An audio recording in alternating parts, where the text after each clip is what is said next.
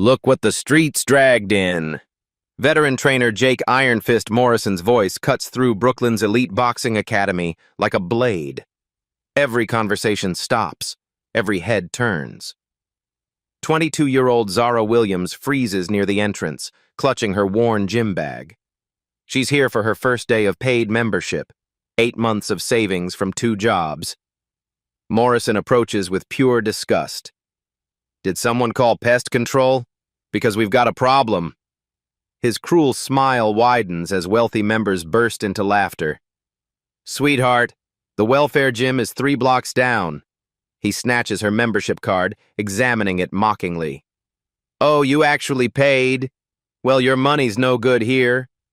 Without warning, he kicks her bag.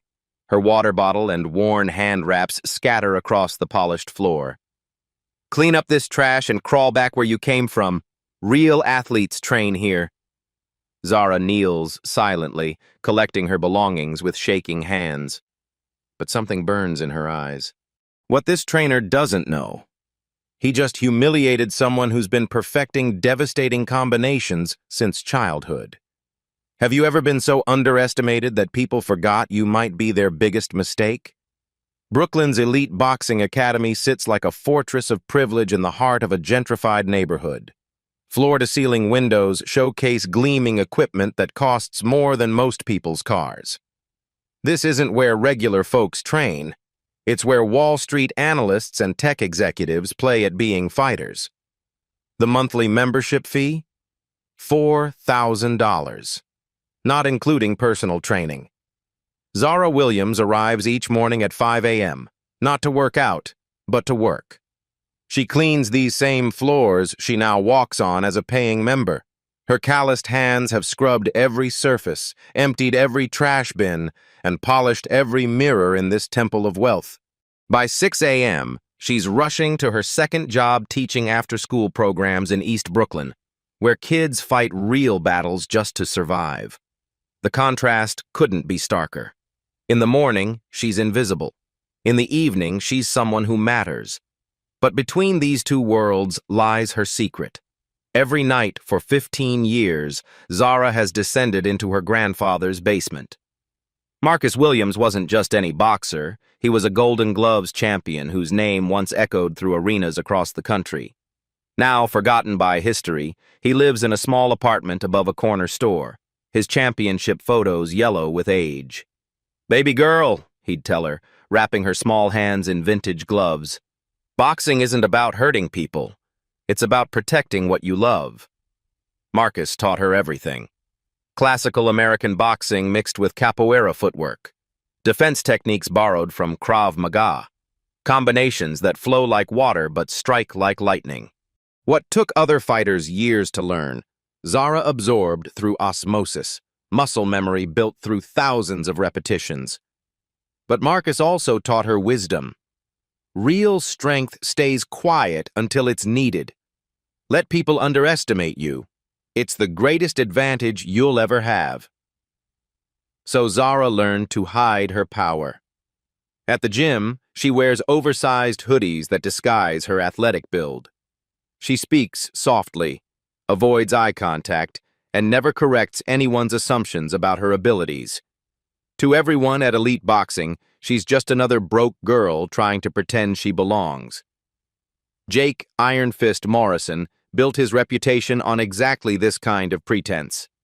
At 45, he looks the part of a champion trainer, broad shoulders, scarred knuckles, and a voice that commands attention. His office walls display photos with minor celebrities and local politicians, all carefully positioned to suggest importance. But Morrison's professional boxing career peaked at regional tournaments. He never fought anyone who mattered, never held a title that counted, and never earned the respect he desperately craves. Instead, he discovered something more profitable than fighting training rich people who wanted to feel dangerous. Morrison's genius lies in reading social hierarchies. He knows exactly which members inherited their wealth versus those who earned it. He can spot new money from old money across a crowded room. Most importantly, he understands that wealthy people pay premium prices partly for exclusivity. the assurance that they won't have to train alongside people they consider beneath them. Sarah Carter represents Morrison's ideal client. 24 years old, Harvard MBA, family money stretching back generations. She boxes because it's fashionable among young executives, something edgy to mention at networking events. Her custom gloves cost more than Zara makes in a month. But Sarah isn't cruel, just oblivious. She genuinely believes the gym's steep prices ensure serious athletes only. She's never considered that talent might exist in people who can't afford to display it properly. Coach Rodriguez watches everything from the corner. At 62, he's the only person at elite boxing who actually knows what real fighting looks like. He's trained legitimate contenders, worked with fighters who bled for their craft instead of their Instagram feeds. But his mortgage depends on Morrison's referrals, so he stays quiet about what he sees. And what he sees in Zara terrifies him. The way she moves when she thinks no one's watching. The precision of her shadow boxing. The power is evident, even in her warm-up routines. Rodriguez recognizes generational talent being wasted on people who wouldn't know authentic skill if it knocked them unconscious, which, he suspects, might happen sooner than anyone expects. Derek Thompson, Morrison's prize student, trains with the confidence of someone who's never faced real consequences. Law school, trust fund, 2 years of expensive instruction, he believes these advantages make him formidable. He has no idea he's about to become a lesson in the difference between purchased training and inherited skill. 3 days into her membership, Zara arrives at 6:30 a.m. hoping for solitude.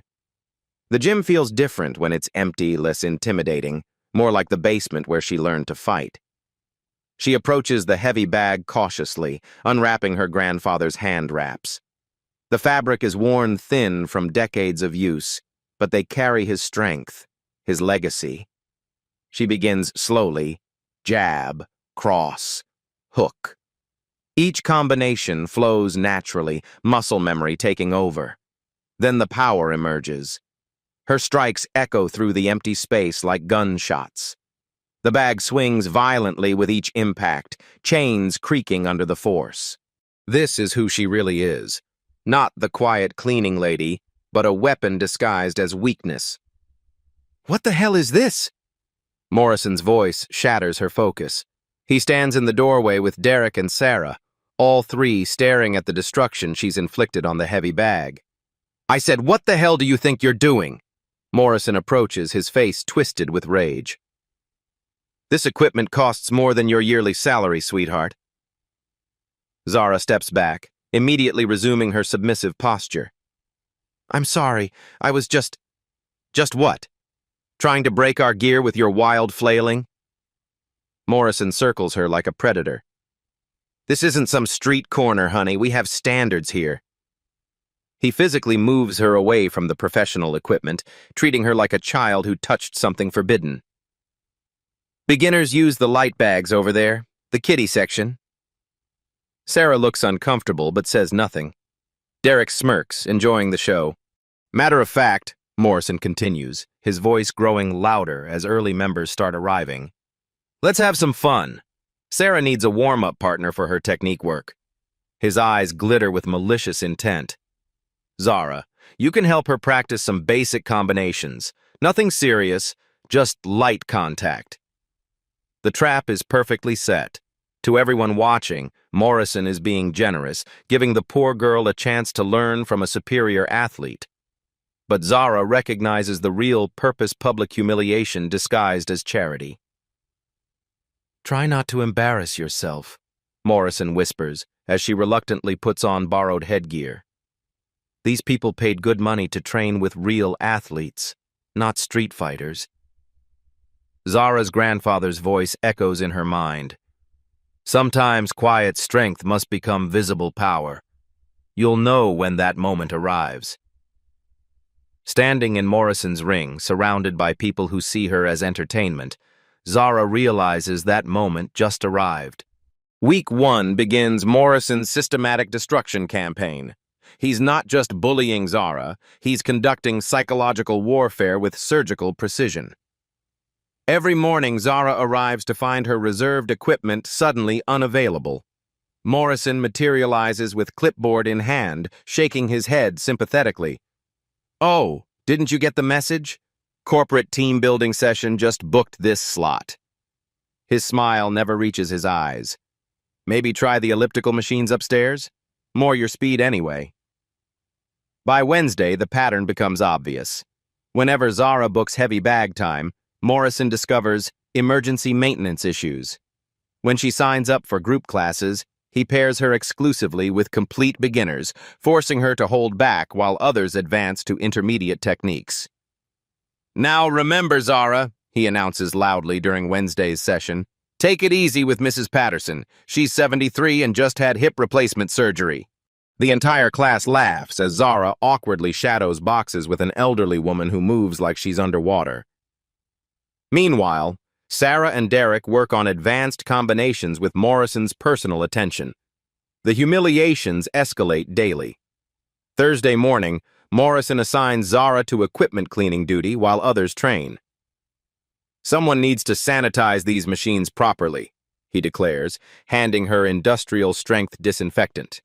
"Can't have germs spreading to our premium members." Zara scrubs the same equipment she cleaned hours earlier as a paid employee, now doing it again as a paying member. The irony isn't lost on anyone watching. Morrison's genius lies in his audience management. He times each humiliation perfectly, ensuring maximum witnesses from his wealthy clientele. By Friday, every member knows the hierarchy Zara occupies the bottom, exists for their entertainment. "Our little charity case," Morrison calls her, loud enough for everyone to hear. "Bless her heart, she tries so hard." Morrison's psychology reveals itself during quiet moments. He confides to Derek during Saturday's session, 25 years building this reputation. Politicians' kids, CEOs' daughters, they trust me with their future leaders. One viral video of their precious children getting embarrassed by some street kid, and everything crumbles. His paranoia runs deeper than simple prejudice. Morrison recognizes dangerous potential in Zara's movements, the way she carries herself when she thinks nobody's watching. That terrifies him more than her background.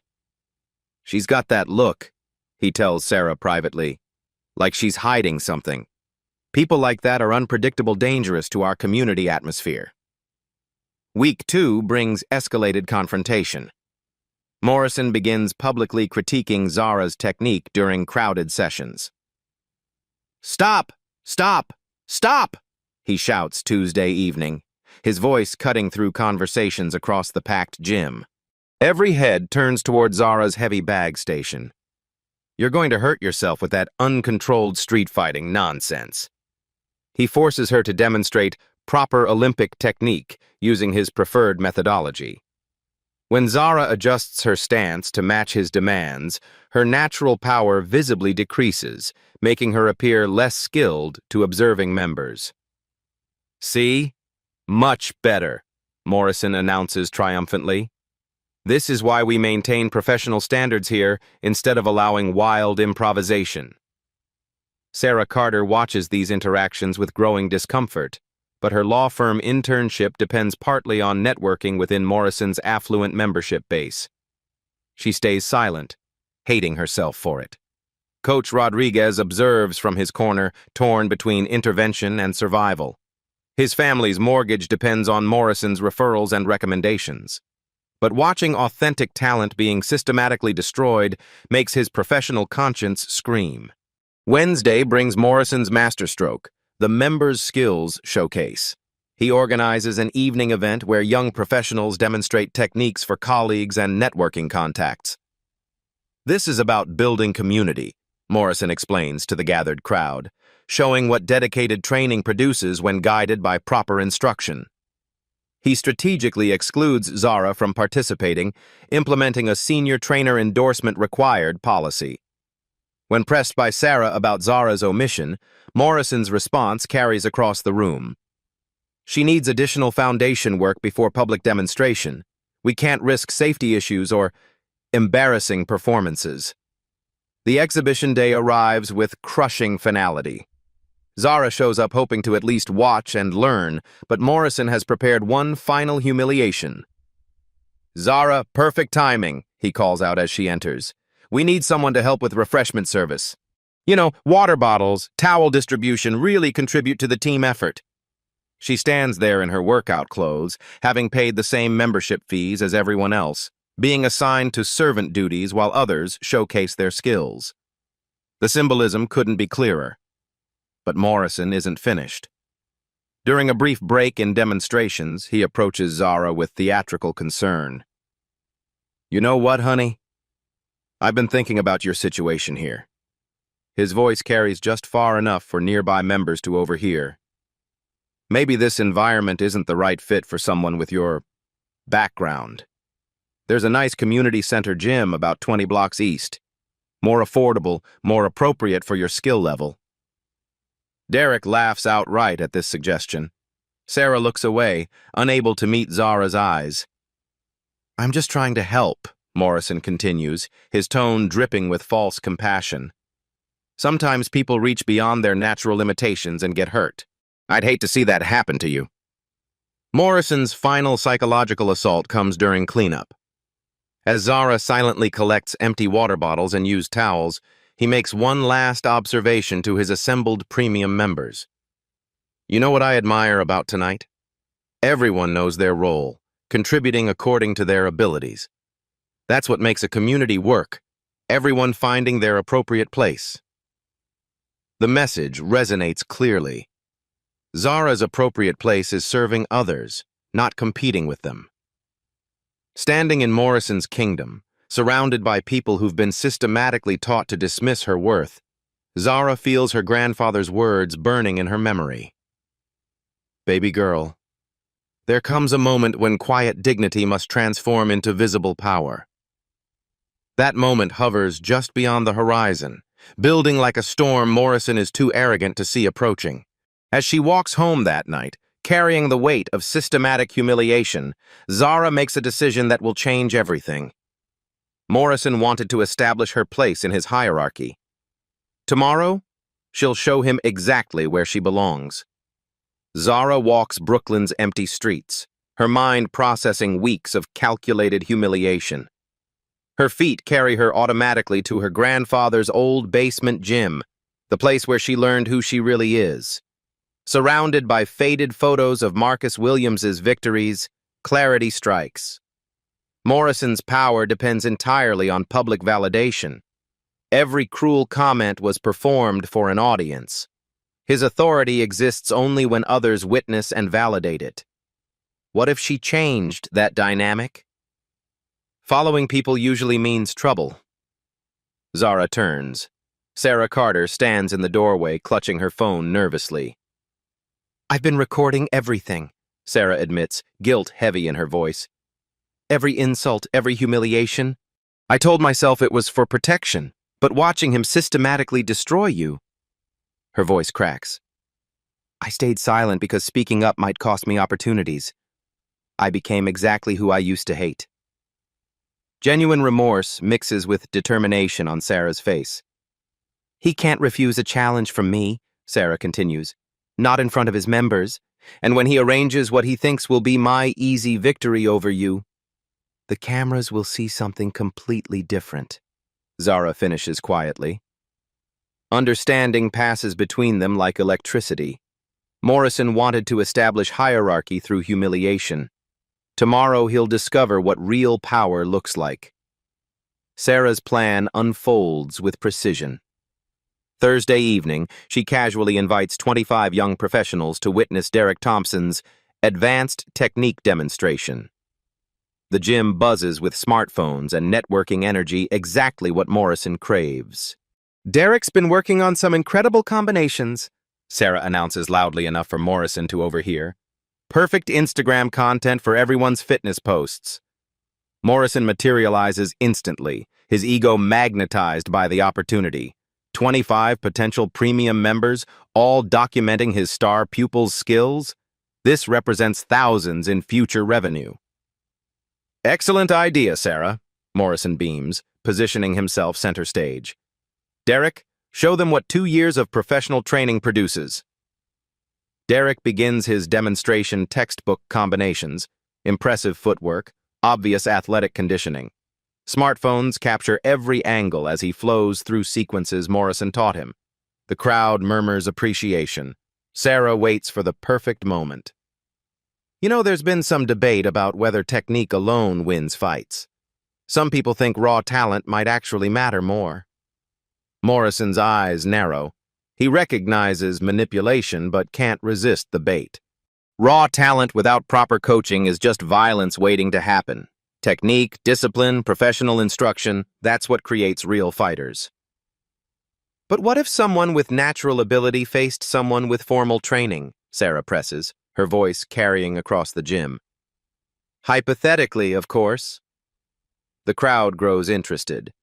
This philosophical debate touches something primal nature versus nurture, street versus school, authenticity versus privilege.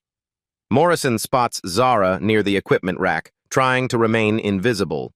His predator instincts activate. Here's his chance to demonstrate hierarchy while entertaining potential clients.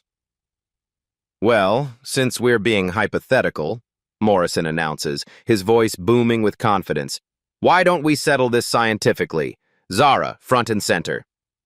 Every head turns. Zara approaches slowly, her expression unreadable. Light contact sparring, Morrison continues, playing to his audience.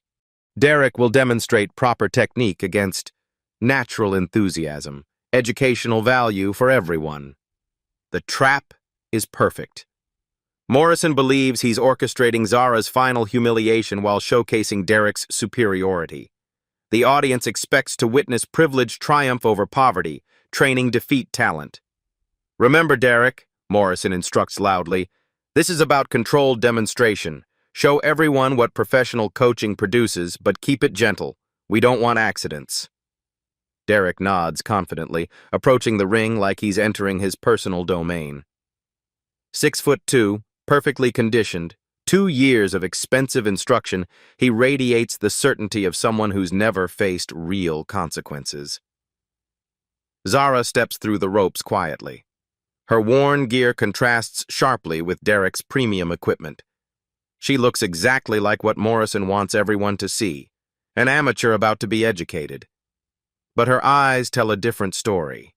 They hold something Derek has never encountered. 15 years of authentic training compressed into pure, focused intention. The bell rings. Derek approaches with textbook combinations, expecting routine technical superiority. His first jab travels exactly where Morrison taught him to throw it straight, proper, predictable. Zara doesn't just dodge.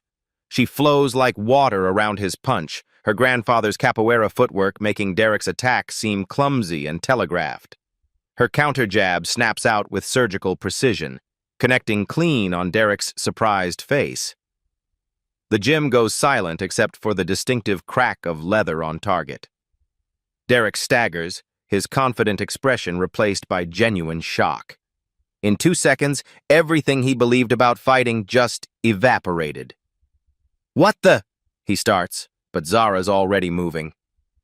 She demonstrates combinations Derek's never seen classical American boxing mixed with fluid movement that makes every defense impossible to predict.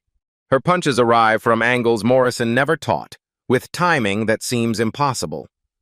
Derek increases his intensity, trying to reassert expected dominance. But Zara adapts to everything he throws, responding with techniques that leave the crowd gasping audibly. This isn't right, Morrison mutters, panic creeping into his voice. His carefully controlled narrative is collapsing in real time. Derek, now embarrassed and desperate, abandons technique entirely. He launches a wild combination designed to hurt rather than educate, trying to salvage his reputation through brute force. Zara's response is pure artistry. She slips Derek's haymaker by millimeters, steps inside his guard, and delivers a perfect uppercut that lifts him completely off his feet. The punch lands with such precise technique that Derek seems to hang suspended in air for a moment before crashing to the canvas. It's not violent. It's beautiful. Technical perfection captured by 25 smartphone cameras from every conceivable angle.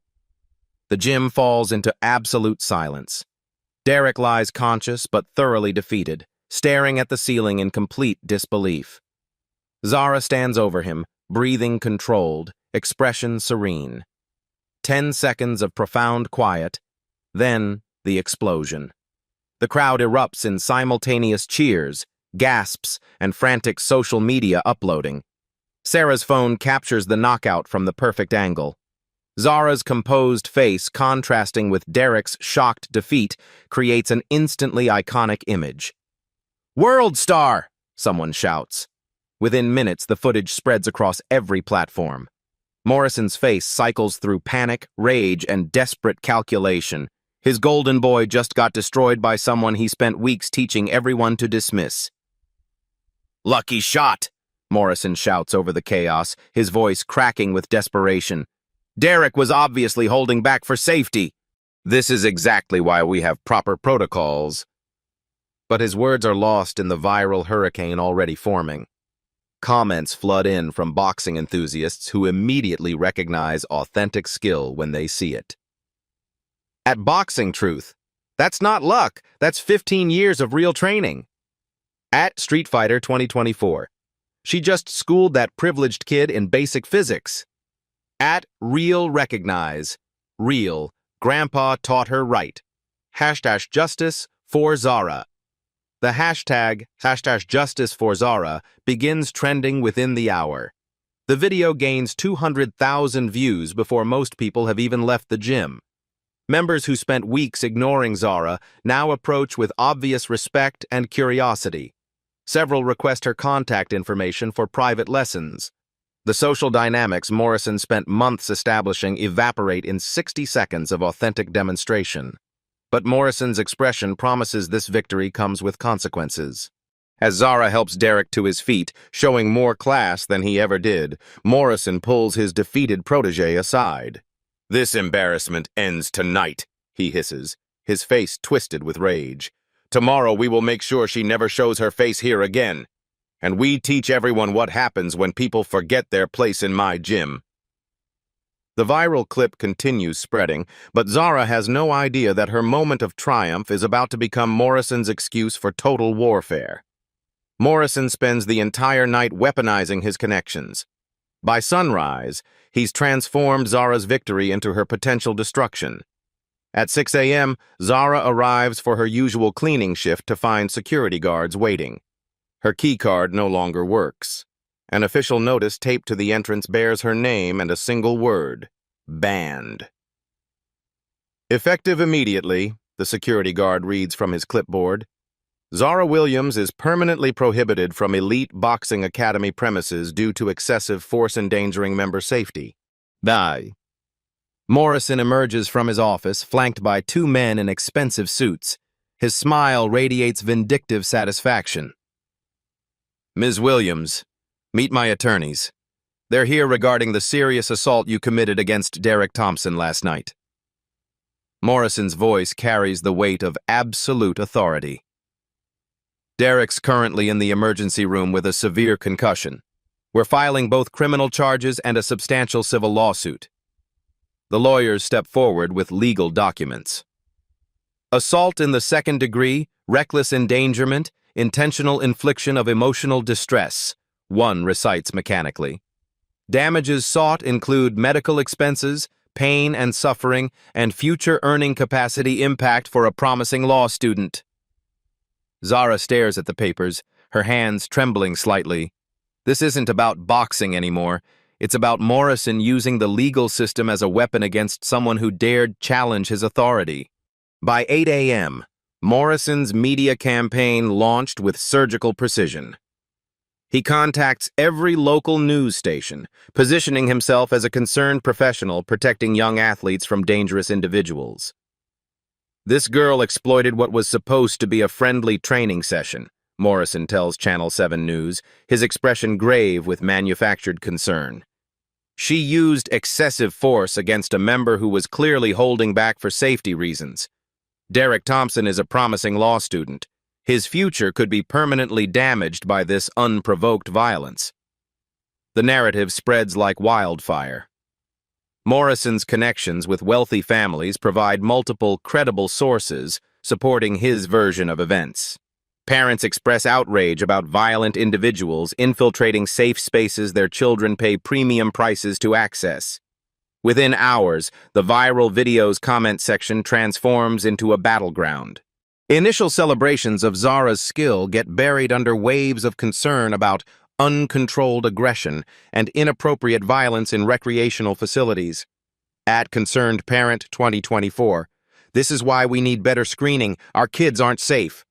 At Legal Mom, hope they throw the book at her. Derek's family will sue for millions. At Safety, first, that wasn't boxing. That was assault with deadly weapons, her hands. Morrison appears on 3 television interviews, each performance perfectly calculated. He positions himself as a heroic protector of young professionals while painting Zara as everything wealthy parents fear: uncontrolled violence disguised as athletic ability. "I've been training fighters for 25 years, he tells the morning show host. "I recognize dangerous behavior when I see it. This wasn't sport.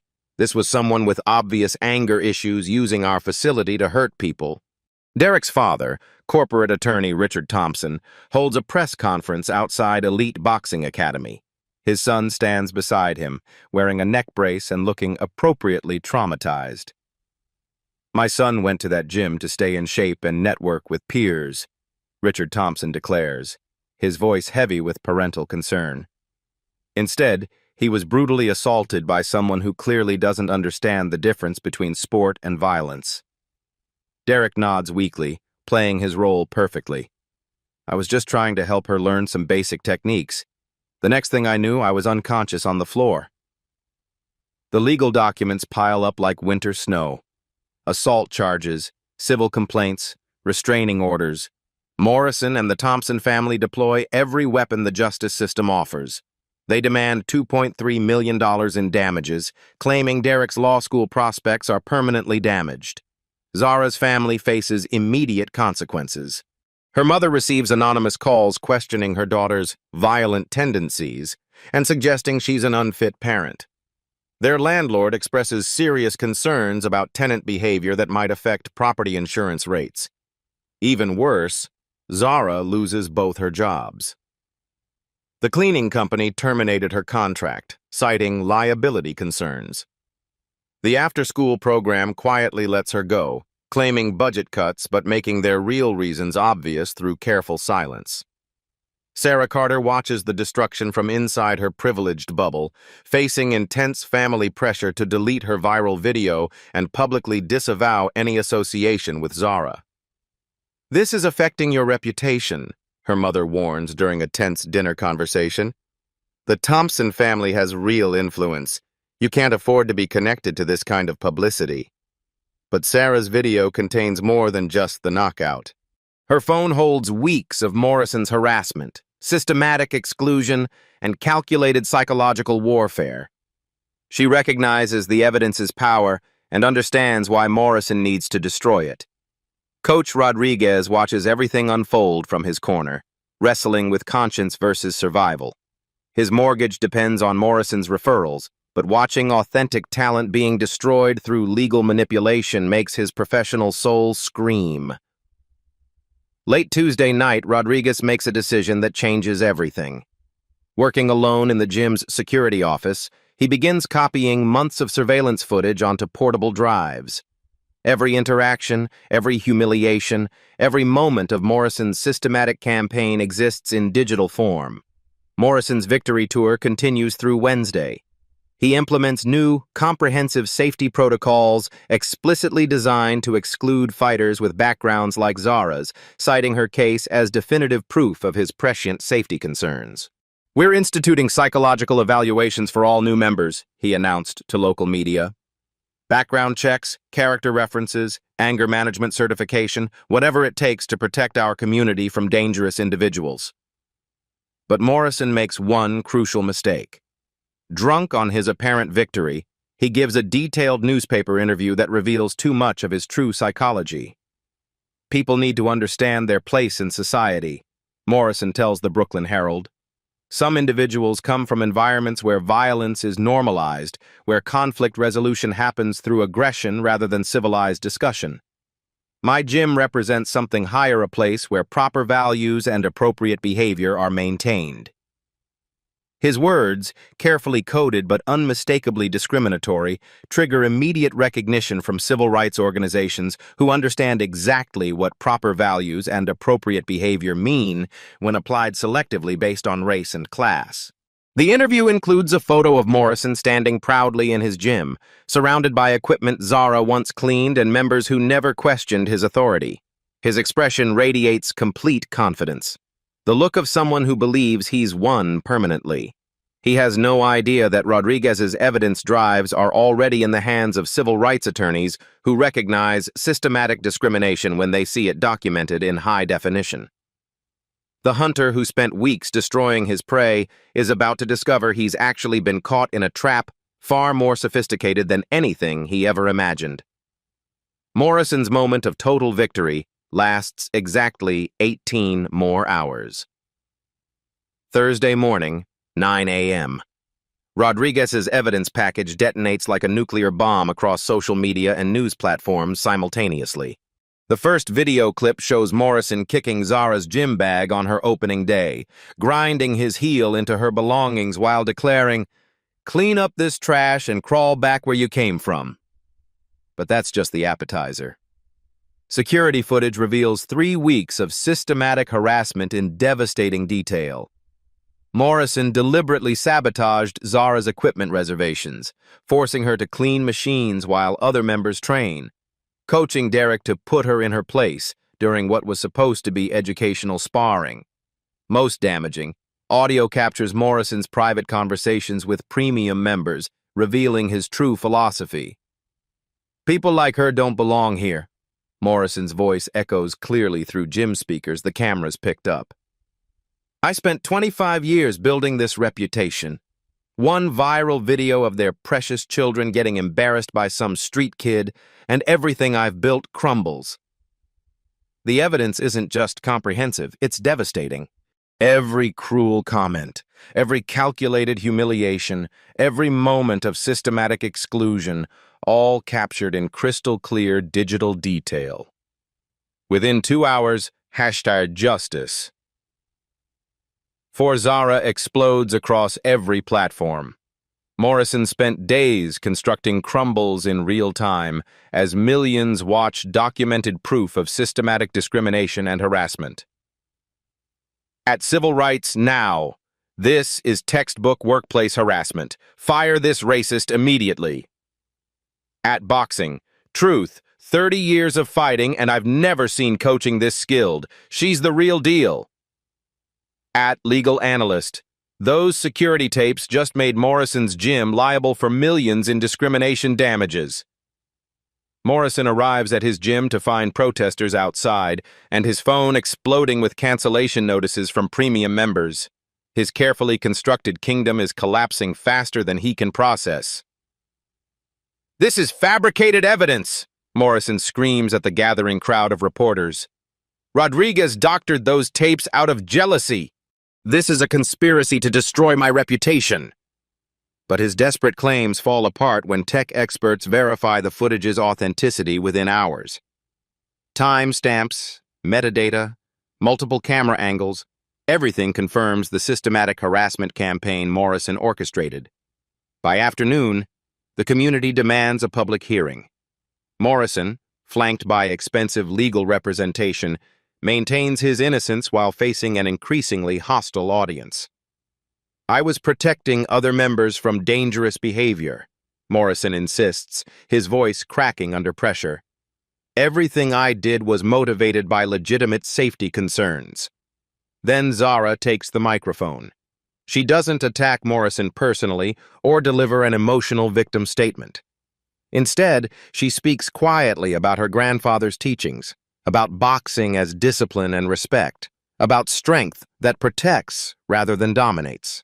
"My grandfather taught me that real champions create opportunities for others to succeed." Zara's voice carries clearly through the packed auditorium. He taught me that authentic strength never needs to diminish someone else to prove itself. The contrast is devastating. Zara's dignity and articulate explanation of proper values makes Morrison's aggressive defensiveness appear pathetic and small. Then Derek Thompson approaches the microphone.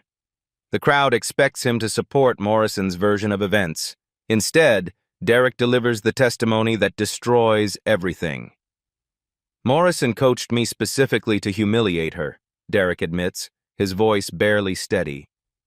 He told me the sparring session was about teaching someone their place, not about technique or training. Derek's confession continues, each word dismantling Morrison's carefully constructed narrative. He said people like Zara threaten the gym's exclusive atmosphere, that wealthy members pay premium prices partly to avoid training with people from those backgrounds. The audience erupts. Morrison's own prize student just exposed the systematic discrimination that drove every decision, every humiliation, every calculated attack on Zara's dignity. But the most devastating revelation comes next. Civil rights attorneys present documentation showing Morrison's fabricated credentials, his entire professional reputation built on lies. Jake Morrison never achieved the boxing success he claims, the lead attorney announces. Regional tournament records show he lost in preliminary rounds consistently. Most significantly, Golden Gloves archives reveal he was defeated 30 years ago by Marcus Williams, Zara's grandfather. The courtroom falls silent. Morrison's lifetime of resentment suddenly makes perfect sense. He spent decades targeting people like Zara because her grandfather's authentic achievement exposed his own fraudulent claims. Morrison's psychological breakdown happens in real time. Under intense questioning, his carefully constructed persona crumbles completely. "You don't understand!" Morrison screams, his professional mask finally slipping. "I built something important here. People like her don't belong in elite spaces. Maintaining standards isn't discrimination, it's preserving what matters."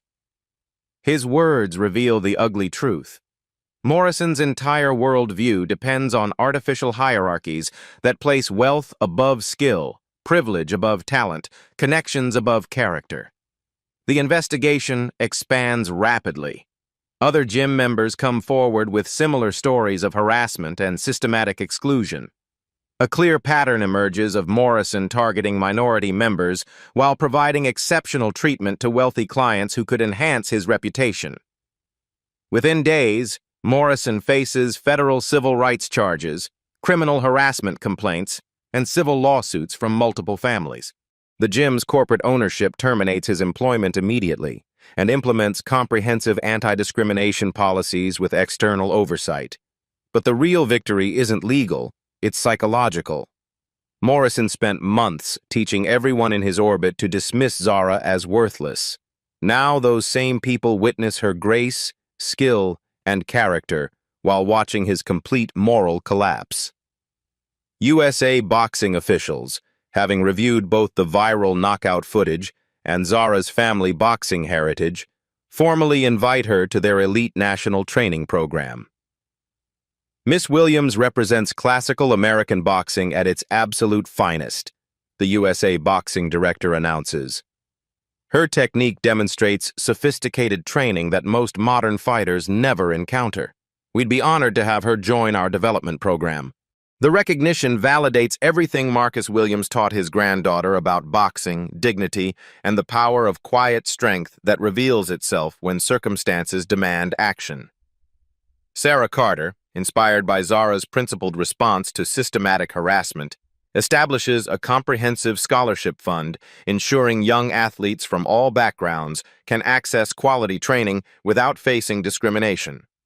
Coach Rodriguez, finally free from Morrison's toxic influence, becomes the gym's new head trainer, implementing inclusive programs that prioritize skill and character over social status and financial resources.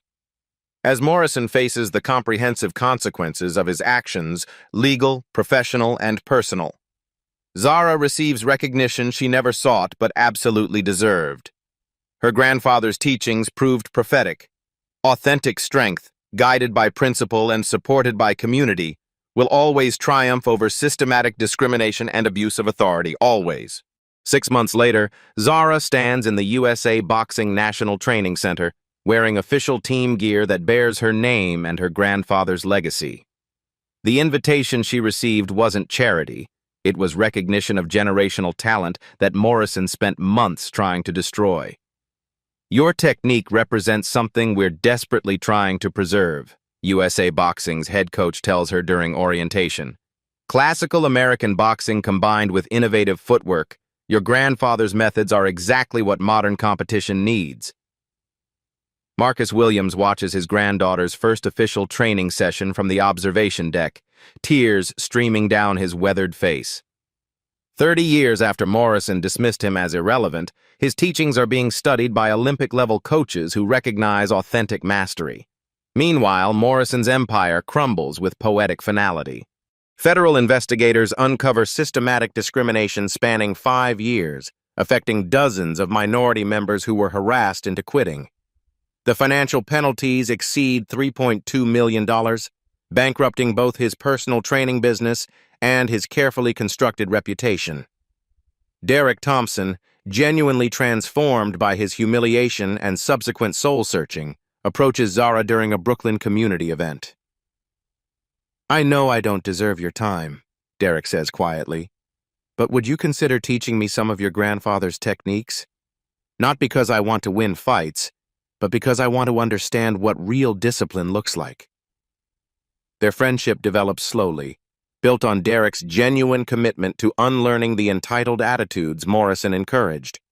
He becomes one of Zara's most dedicated students, proving that authentic competition builds character rather than resentment when approached with proper values. Sarah Carter channels her legal training and family resources into establishing the Zara Williams Foundation, providing comprehensive support for young athletes facing systematic discrimination.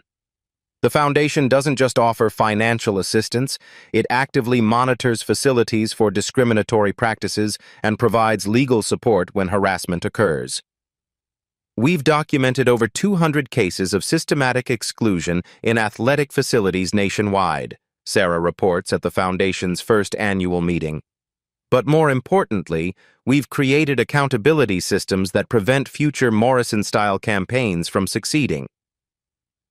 The ripple effects spread far beyond boxing. Young athletes across multiple sports begin documenting discriminatory treatment, creating unprecedented accountability in recreational facilities that previously operated without oversight. Brooklyn's elite boxing academy, under Rodriguez's leadership, became a nationally recognized model for inclusive excellence. The gym's membership actually increases as people seek authentic training environments that prioritize skill development over social status. "Real strength creates community," Rodriguez explains to new members during orientation. "If someone's success threatens you, that says everything about your character and nothing about theirs." The basement where Marcus Williams trained his granddaughter receives official designation as a historic landmark. A bronze plaque reads, "Here, authentic champions were forged through discipline, respect, and unwavering commitment to lifting others toward their highest potential." #Justice. For Zara evolves into a global movement promoting inclusive excellence in all competitive environments. The hashtag generates millions of posts worldwide, connecting athletes who refuse to accept systematic exclusion as inevitable. Morrison attempts one final intimidation letter from his bankruptcy attorney's office. His words reveal a complete inability to understand that authentic strength comes from building others up rather than tearing them down through systematic oppression. Zara's response demonstrates total victory. She doesn't respond at all. Morrison no longer deserves her attention, energy, or consideration. Her focus shifts entirely toward training, mentoring, and building the inclusive athletic community her grandfather envisioned. The most profound change occurs in Zara herself. Her quiet confidence evolves into natural leadership without requiring aggression or domination. She commands genuine respect because it's earned through demonstrated skill, unwavering character, and principled behavior under extreme pressure. During her first national amateur tournament, Zara carries forward more than just sophisticated techniques. She embodies her grandfather's fundamental values: respect for all opponents, disciplined training methods, and understanding that true champions create opportunities for others to discover their potential. Whether she wins or loses specific matches becomes irrelevant. She's already achieved lasting victory by remaining true to her principles while systematically dismantling discrimination and inspiring institutional change across multiple industries. The final image shows 3 generations of boxing excellence: Marcus Williams championship photographs hanging beside Zara's USA boxing credentials, with space left for future achievements that will continue the family legacy. But the real legacy isn't measured in trophies or titles. It's seen in the dozens of young athletes who train safely because Zara refused to accept systematic harassment silently, in facilities that implement inclusive policies because her story exposed the consequences of discrimination, in young people who document abuse because her courage showed them resistance is possible. Morrison wanted to establish Zara's place in his artificial hierarchy. Instead, she established her rightful position in boxing history, not just as an exceptional athlete, but as someone who proved authentic strength, guided by principle and supported by the community, will always triumph over systematic discrimination and abuse of authority. 2 years later, Zara competed in her first National Golden Gloves tournament, representing everything her grandfather taught about boxing as both competitive sport and character development. The arena buzzes with anticipation, not just for her technical skills, but for what she represents in the fight against systematic discrimination. Win or lose tonight, she's already achieved comprehensive victory by maintaining her principles while inspiring lasting institutional change across the athletic world. Morrison's case became landmark federal legislation for addressing discrimination in private recreational facilities. The Elite Boxing Academy Act requires all membership-based athletic facilities to implement anti-discrimination training and maintain transparent complaint processes with external oversight. Law schools now teach Morrison v. Williams as a definitive case study in how social media documentation can expose systematic harassment while creating accountability through community action and legal intervention. Students analyze the evidence Rodriguez collected, learning to recognize discrimination patterns that operate under the guise of maintaining standards. The Zara Williams Foundation has transformed from a local initiative into a national organization. Over 15,000 young athletes annually receive support that extends far beyond financial assistance, comprehensive mentorship, legal protection, and access to facilities that prioritize skill over social status. We've documented and resolved 347 discrimination complaints nationwide, Sarah Carter reports at the Foundation's second annual gala. But more importantly, we've prevented thousands more by creating systems where harassment can't flourish in darkness. Boxing gyms and martial arts facilities across the country have implemented inclusive excellence programs, recognizing that the strongest training environments embrace diverse backgrounds, techniques, and perspectives. Morrison's exclusionary approach has been systematically replaced by collaborative development models that celebrate authentic achievement. Universities studying institutional discrimination use Zara's case as primary research material, demonstrating how systematic exclusion operates in seemingly neutral environments while showing effective strategies for resistance, documentation, and community-based accountability. The basement gym where Marcus Williams forged champions now serves as a training center for at-risk youth, funded by donations from people inspired by Zara's story. The walls display before and after photos of hundreds of young athletes who discovered their strength through inclusive training that celebrates character alongside skill. But tonight's competition represents something deeper than athletic achievement. As Zara steps into the ring, she carries forward the understanding that every victory against discrimination creates space for others to succeed. Her opponent, a skilled fighter from Chicago, with her own story of overcoming adversity, approaches with obvious respect. They touch gloves knowing that regardless of who wins, they're both champions in the fight for inclusive excellence. The crowd includes Derek Thompson, now a civil rights attorney specializing in sports discrimination cases; Sarah Carter, whose foundation work continues expanding globally; Coach Rodriguez, whose leadership transformed Elite Boxing Academy into a model facility; and Marcus Williams, whose techniques are being studied by Olympic-level trainers who finally recognize authentic mastery. As the bell rings, Zara's movements demonstrate 15 years of dedicated training combined with unshakable character forged through adversity. Win or lose, she's already proven that authentic strength, guided by principle and supported by community, creates lasting change that extends far beyond individual achievement. Call to action. Personal reflection. Have you ever witnessed systematic discrimination in spaces that claim to value fairness and merit? When you see someone being excluded, harassed, or dismissed because of their background, do you document what's happening and speak up for what's right, or do you stay silent to protect your own comfort and privileges? Call to action. Community action. If you witness discrimination anywhere, gyms, schools, workplaces, or community spaces, document it safely and support those being targeted. Your smartphone isn't just for entertainment. It's a powerful tool for justice and accountability when used with clear evidence and community backing. Call to action. Systemic change.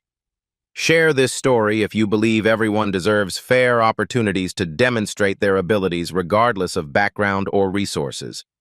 Comment below with your own experiences of overcoming systematic exclusion or witnessing quiet strength triumph over institutional prejudice. Your story might provide exactly the inspiration someone else needs today. Subscribe to Black Voices Uncut to hear more stories of people who refuse to let discrimination define their limits or dictate their futures.